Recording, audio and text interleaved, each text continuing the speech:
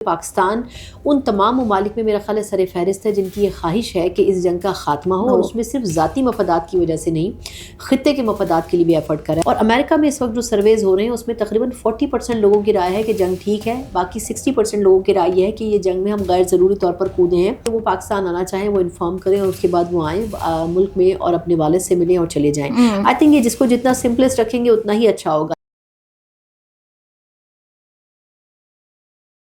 السلام علیکم ویورز، آپ دیکھ رہے ہیں آزاد سیاست. میں ہوں نوشین طارق. ویورز، جیو پولیٹیکل کی انفارچونیٹ جنگ کی سچویشن میں ایک فارچونیٹ یا اپرچونٹی پاکستان کے پاس جنگ بندی کی، اور دنیا کی نظریں پاکستان کے اوپر ہیں کہ پاکستان یہ مذاکرات ہوسٹ کر کے جنگ بندی کروا پائے گا کہ نہیں کر پائے گا. لیکن دوسری طرف ہم یہ بھی دیکھتے ہیں کہ جو سچویشن ایمرج ہو رہی ہے ایران سے یا امریکہ کی طرف سے وہ کوئی واضح نہیں ہے.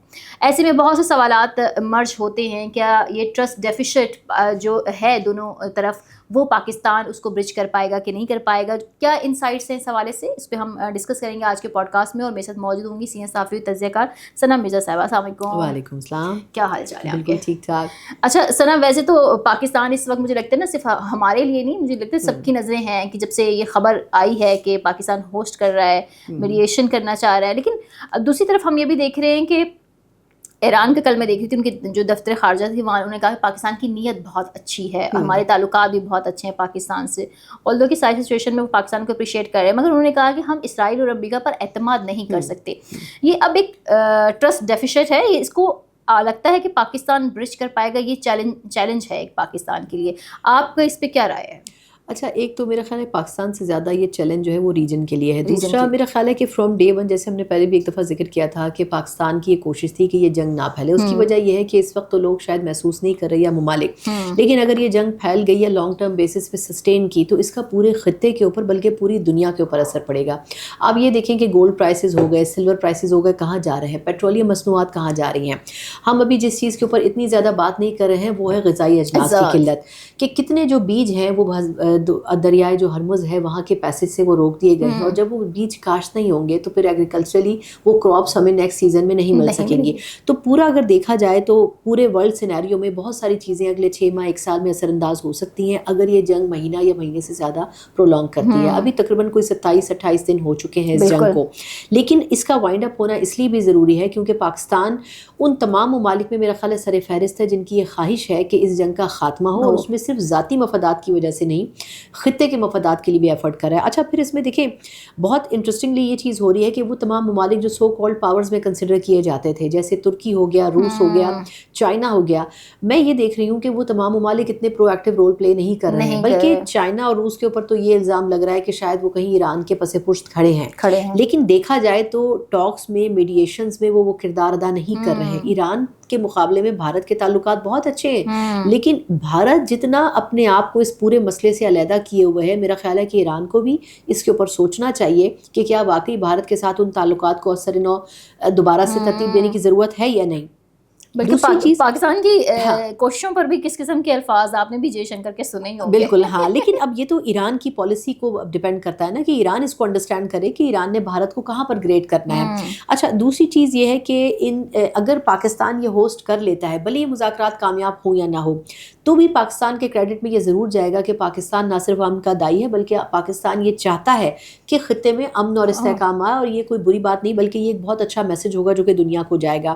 تیسری چیز یہ ہے کہ ان مذاکرات کے حوالے سے بظاہر تو ایران یہ کہہ رہا ہے کہ ہم ان مذاکرات نہیں کرنا چاہتے، لیکن میرا خیال یہ ہے کہ بیک اینڈ کے اوپر جو مذاکراتی ایجنڈا ہے وہ دونوں ممالک کے درمیان پاکستان کی مدد سے فیسیلیٹیشن سے ایکسچینج ہوا ہے، اور بہت سارے پوائنٹس کے اوپر جو ہے وہ اگریڈ نہ بھی کیے ہیں، لیکن کچھ پوائنٹس کے اوپر کنسنسس ہے، کیونکہ آپ ایک سے زیادہ پوائنٹس اسی لیے رکھتے ہیں کہ اس میں کچھ پہ آپ بیک آؤٹ کر سکیں اور کچھ کے اوپر آپ سٹینڈ لے سکیں. تو آئی تھنک کچھ پوائنٹس کے اوپر اگریمنٹ ہو سکتا ہے، لیکن آئی تھنک اس میں تھوڑا سا وقت اور درکار ہوگا، کیونکہ ایران کا ایک ہی مسئلہ ہے کہ وہ یہ سمجھتے ہیں کہ اگر آج ہم معاہدے کی پاسداری کر لیں جیسے انہوں نے 18-20 سال پہلے بھی کی تھی، اس کے باوجود بھی ان کے اوپر ایک جنگ مسلط کی گئی، تو وہ یہ ضرور چاہتے ہیں کہ ہم یہ اس صورت میں کریں گے جب ہمارے اوپر کسی بھی قسم کا اٹیک جو ہے یا جنگی ایک حتمی جنگ بندی چاہتے ہیں وہ نہ ہو. تو میرا خیال ہے کہ اس کے اوپر ابھی تک بات چیت چل رہی ہے، اور امریکہ کے اوپر بھی اٹ سیلف بڑا پریشر ہے.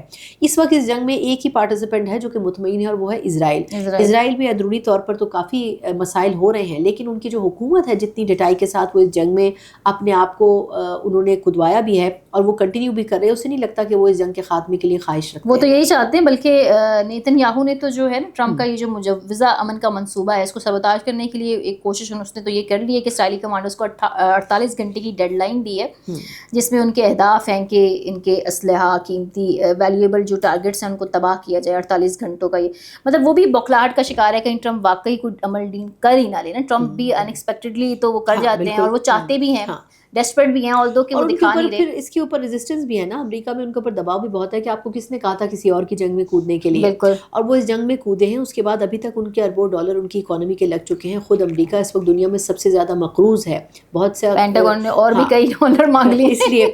इसलिए मेरा ख्याल ये है कि खुद अमेरिकी सदर ट्रम्प ही इसको ज्यादा एक्सटेंड नहीं कर सकते। वो जितना प्रेडिक्ट कर रहे थे कि ये जंग प्रोलॉन्ग करेगी, ये उससे कहीं ज्यादा बढ़ चुकी है। लेकिन सर दूसरी तरफ हम ये भी तो देख रहे हैं कि जो ये उनके फौजी ट्रूप्स ऑन ग्राउंड्स ये भी तैयार हैं ईरान की तरफ बढ़ने के लिए। उधर से अमेरिका के अंदर भी इसको क्रिटिसाइज़ किया जा रहा है। आप समझती हैं कि ये सिर्फ जंग बंदी के मुआहदे को की टाइमलाइन को फ्रेम को टाइटन करने के लिए है, या वाकई वो ट्रूप्स को ग्राउंड में उतारने का कोई है? देखिए, दो चीज़ें। आपको याद होगा जंग से पहले ईरान के करीब उन्होंने बहरी जहाज़ अपने लाने शुरू कर दिए थे। उन्होंने कहा था कि हमने इतने बहरी बेड़े जो हैं वो खड़े कर दिए। बहरी बेड़े कहाँ गए? अपना हरमुज़ तक को तो वो खोल नहीं सके। हाँ। तो इसलिए मेरा ख्याल ये है कि वो एक प्रेशर बिल्डिंग ज़रूर है। दूसरी बात ये कि अब बूट्स ऑन ग्राउंड्स का जो फिलॉसफी है वो अमेरिका अफोर्ड नहीं कर सकता। अफगानिस्तान उनके लिए लास्ट चैप्टर था। इवन ये कि जब वो वेनेजुएला में भी गए तो उन्होंने उस तरीके से काम नहीं किया, बल्कि महदूद तरीके से उन्होंने काम किया। तो आई थिंक अगर देखा जाए तो अब अमेरिका ये अफोर्ड इसलिए नहीं कर सकता क्योंकि इसके लिए आपको सेनेट से, कांग्रेस से अप्रूवल लेना पड़ता है। आपको उनके सामने पूरा केस रखना पड़ता है कि आखिर आप ये क्यों कर रहे हैं। और अमेरिका में इस वक्त जो सर्वेज हो रहे हैं उसमें तकरीबन 40% लोगों की राय है कि जंग ठीक है, बाकी 60% लोगों की राय है कि ये जंग में हम गैर ज़रूरी तौर पर कूदे हैं और हमें इस जंग का हिस्सा नहीं बनना चाहिए था। तो आई थिंक इस वक्त अमेरिका जो है वो किसी भी दूसरी ज़मीन के ऊपर लैंड नहीं करना चाहता। लेकिन अब लोग इसके ऊपर बात कर रहे हैं कि बुनियादी तौर पर अमेरिका ने सिर्फ इजराइल को ही सपोर्ट नहीं किया, बल्कि उनका मकसद जो एनर्जी रिजर्व थे, जो फ्यूल रिजर्व थे, ईरान के पास जितने भी एसेट मौजूद हैं फ्यूल की सूरत में, उनको कंट्रोल करना भी एक बुनियादी मकसद था। और इनको लगता था कि हम इस हुकूमत के खात्मे के बाद एक सो कॉल्ड डमी गवर्नमेंट लेके आएंगे और वो जो गवर्नमेंट होगी वो अमेरिका के इख्तियार में होगी और अमेरिका जिस तरह चाहेगा अपनी जो तेल की मोनोपोली है उसको कायम कर सकेगा, जो कि वो करने में कामयाब नहीं हुए। तो आई थिंक वो जो फार्मूला उनका था वो भी उस पर सक्सेसफुल नहीं हो सके। अच्छा सर, यहाँ पर एक और चीज़ भी है। हमने देखा तर्जुमान वाइट हाउस की से जब उनसे पूछा गया कि पाकिस्तान मीडिएशन करवाने जा रहा है इस हवाले से, तो उन्होंने कहा कि भी सूरत हाल गैर मुस्तहकम है। पिछले दिनों जो है वो यहाँ पाकिस्तान के सोशल प्लेटफॉर्म्स पर तो ये भी खबरें थी कि जेरी वेंस इस्लामाबाद पहुँच गए हैं ये वो, लेकिन वो कह रही है अभी सूरत हाल गैर मौसर, ईरान अगर सरेंडर नहीं करता तो 20 गुना ज़्यादा सख्त हमलों का भी सामना है।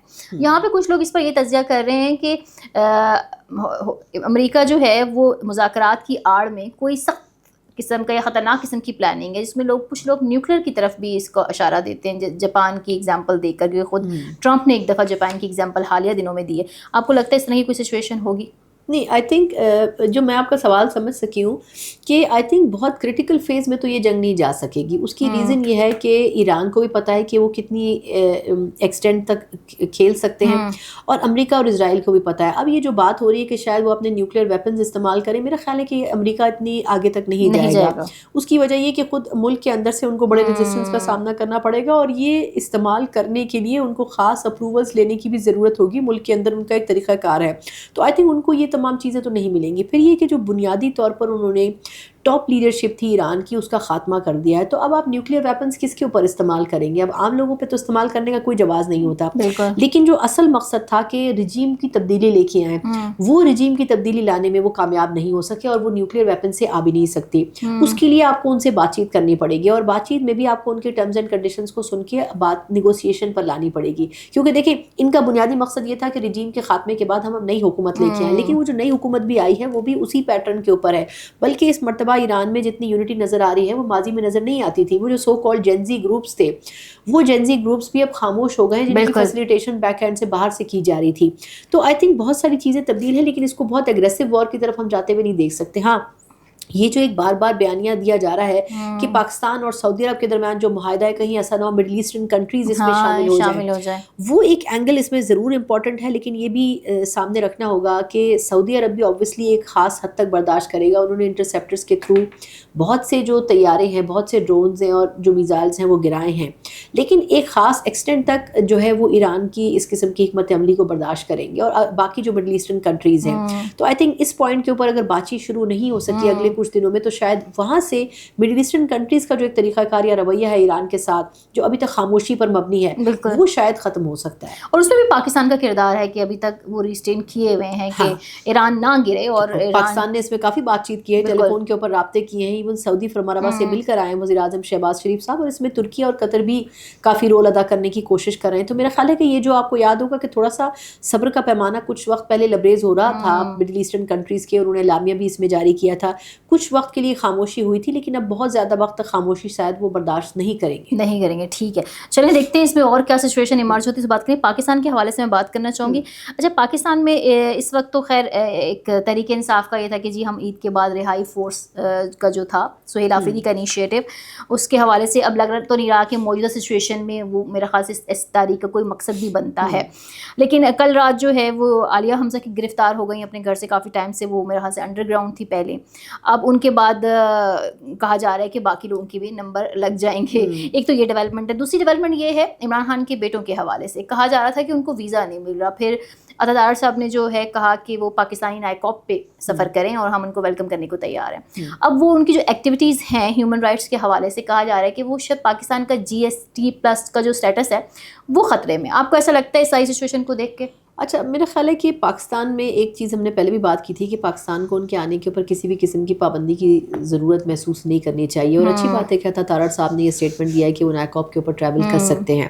تو میرا خیال ہے کہ وہ جو ایک ہائپ بنانے کی کوشش کی گئی تھی، جمائمہ صاحبہ کا ٹویٹ آیا تھا کہ گرفتار ہو جائیں اور یہ سب کچھ ہو سکتا ہے، تو اس میں پاکستان نے اس تاثر کو سراسر رد کیا ہے. اب اس میں ایک سمپل طریقہ یہ ہے، کیونکہ ہمارے یہاں بہت چیزوں کا ایگزیجریٹ بہت کیا جاتا ہے.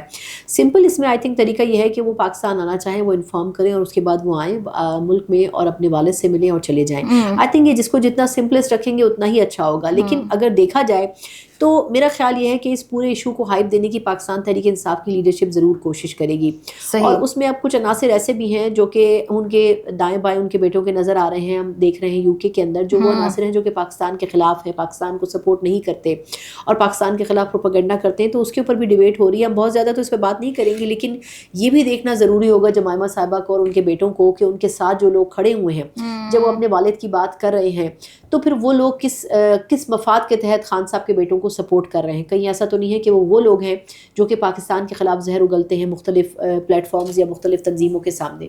تو آئی تھنک اس میں اتنا GSP+ اسٹیٹس کی طرف بات نہیں جا سکے گی، کیونکہ اس وقت کے سینیریو میں پاکستان جو کردار ادا کر رہا ہے پیس کے لیے اس کو مد نظر رکھتے ہوئے اور خاص طور پر پچھلے کچھ عرصے میں ٹیررزم کے حوالے سے پاکستان نے بھارت کے خلاف جتنا ایک کیس اپنا تیار کیا ہے، اس کے بعد بہت مشکل ہوگا یہ فیصلہ کرنا کہ فوراً سے اس قسم کا اسٹیٹس واپس لیا جائے. کیونکہ اب ویسٹ میں بھی یہ فلاسفی پینیٹریٹ کر چکی ہے کہ اصل جو ٹیررزم کی جڑ ہے وہ افغانستان کے اندر ہے. ہر تقریباً انٹرنیشنل پلیٹ فارم کے اوپر ہر انٹرنیشنل تھنک ٹینک آرگنائزیشن جو ہے وہ اس بات پر کنونس نظر آتی ہے کہ ٹیررزم کی شروعات افغانستان کی روٹ سے ہو رہی ہے، سرزمین سے ہو رہی ہے، اور اس کی فیسیلیٹیشن جو ہے وہ بھارت کی طرف سے ہو رہی ہے اور اس کے جو براہ راست اثرات ہیں وہ پاکستان کے اوپر پڑ رہے ہیں. تو میرا خیال نہیں ہے کہ اس ایکسٹینٹ تک یہ بات جا سکے گی. اچھا، میرے لاسٹ آپ اس کا جواب دے دیں. عالیہ حمزہ جو کہ تھیں گرفتار ہو گئی ہیں، اب کہا یہ جا رہا ہے کہ ان کے پاس تو اپیل کا ٹائم بھی نہیں رہا نا، اب ان کو اپنی سزا بھگتنی پڑے گی جو ان کو 10 ایئرس کی وہ ہوئی ہے. اس کے بعد باقی بھی لوگوں کا نمبر ہے، مراد سعید اور جتنے اور لوگ ہیں، شبلی، فراز، عمر ایوب صاحب. ویسے ایک طریقے سے دیکھا جائے تو انفارچونیٹ ہی ہوگا، کیونکہ پاکستان تحریک انصاف کی لیڈرشپ ماضی میں بھی عالیہ حمزہ صاحبہ کو میں بڑا رسپیکٹ کرتی ہوں، کیونکہ وہ بڑی اسٹرانگ خاتون ہیں. انہوں نے بڑے طریقے سے اپنی جیل گزاری لاہور میں بھی، اور وہ بڑی ایک مطلب تحمل مزاجی کے ساتھ رہیں، اور انہوں نے وہ پورا پروسیس، انہوں نے کہیں یہ نہیں کہا کہ میں خاتون ہوں، وومن کارڈ استعمال کروں اور میرے ساتھ زیادتی ہو رہی ہے. لیکن آئی تھنک کچھ چیزیں ایسی ہیں جس کے اوپر پاکستان تحریک انصاف کو انڈرسٹینڈ کرنا چاہیے کہ ان کا جو طریقہ کار ہے، طرز سیاست ہے، وہ ان سیاسی لیڈران کے اوپر بھی اثر انداز ہو رہا ہے جو کہ اچھے لیڈران میں شمار کیے جاتے ہیں. اب شبلی فراز ہو گئے یا عالیہ حمزہ ہو گئی، ایسی شخصیات ہو گئی، یہ وہ شخصیات ہیں جو کہ پولیٹیکل ورکرز ہیں. تو اگر پولیٹیکل ورکرز بھی آپ کے غلط فیصلوں کے زیر اثر آ رہے ہیں تو پھر اس کا مطلب یہ ہے کہ آپ کو اپنے طریقہ کار کو تبدیل کرنے کی ضرورت ہے. Thank you very much.